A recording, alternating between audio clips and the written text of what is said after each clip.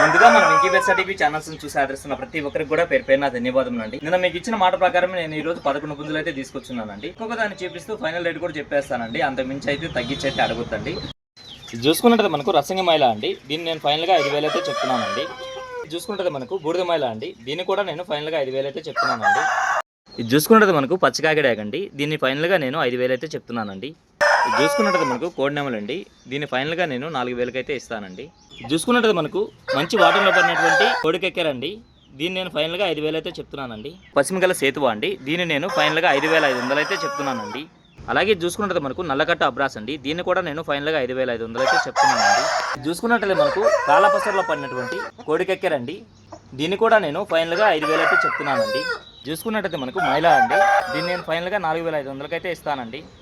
ఇది చూసుకున్నట్టయితే మనకు ఎర్రకెక్కారండి. దీన్ని ఫైనల్గా నేను 4,500 అయితే ఇస్తానండి. గౌడనమలండి. దీన్ని నేను ఫైనల్గా 5,500 అయితే చెప్తున్నానండి.